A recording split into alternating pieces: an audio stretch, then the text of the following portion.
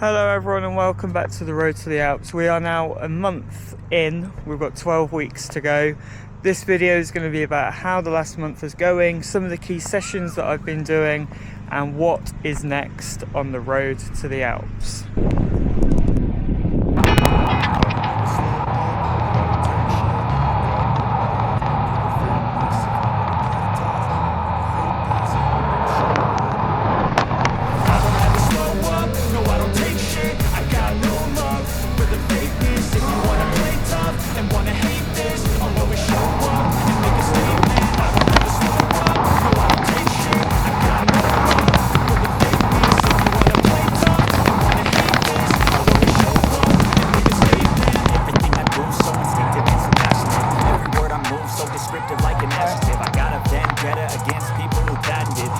You should be getting after it.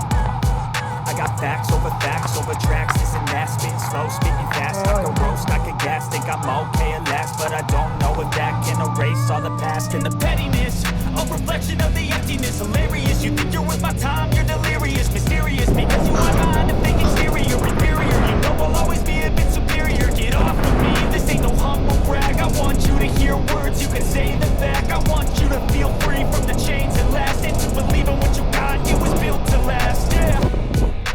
Now that I've been put through hell, I never got anyone's help. I had to do it all myself.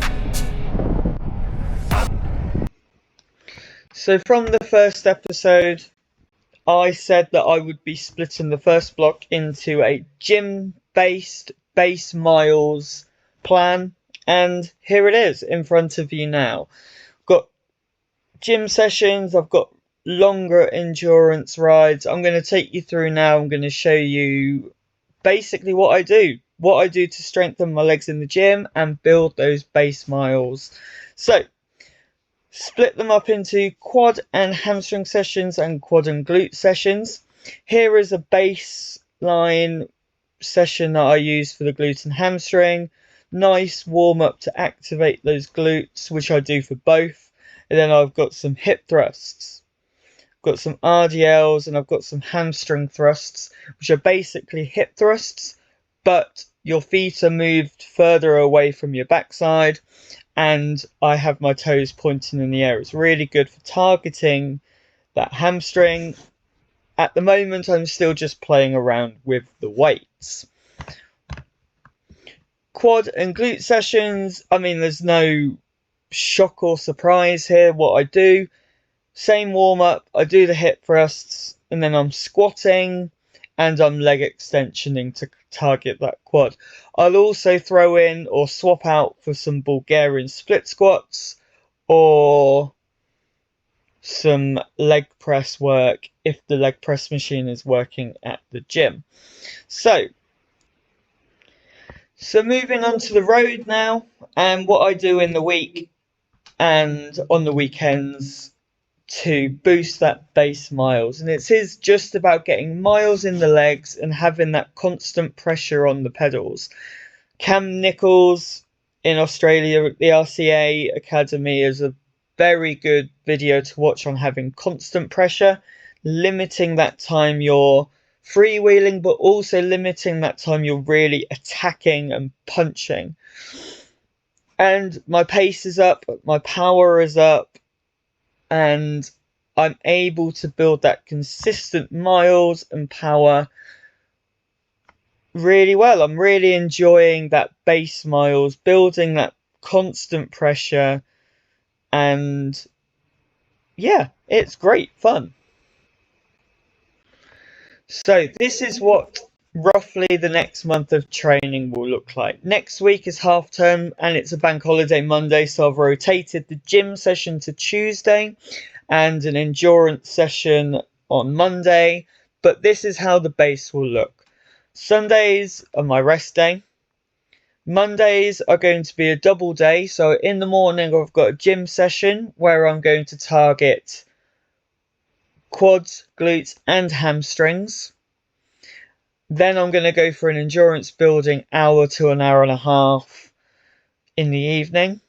Double days are a really good way of stressing the body and a gym and ride is perfect for that. Tuesdays are going to be an endurance session. That's going to be an hour of just going out and riding, having constant pressure on the pedals. Wednesday is going to be a fun day. I've swapped out Wednesday's gym session for a 6x6 minute threshold session. At the moment, I've planned it so those 6 minutes on are going to be between 178 and 187 watts. But after that first session, I'll play it by ear and see if I need to up it. Because looking back on my training and my power curve, I don't think 187 watts is my actual FTP. I think it's more 193 to 195. So I might need to tweak that every so often. Thursday's a rest day because I'm teaching PE all day. And then Friday will be an optional ride or rest day, depending on what I'm doing on Saturday. So, Saturday the 7th, I've got a summer fair, so I'll ride to that, but I won't be doing my 3-hour block. And then the 14th, I've got more bike sessions with work, so that will be a case of just riding to it as well, so not a 3-hour block. If I'm doing a 3-hour block on Saturday, so the 21st and the 28th, that optional ride will either turn into a shorter ride or just to have a rest day completely off the bike. If you've enjoyed this episode and maybe learned something, hit that like button, smash that subscribe and follow me on socials for more behind the scenes updates. And stay tuned next week. I'm dropping a brand new episode in my body recomposition series. You won't want to miss that. Thank you and see you next time.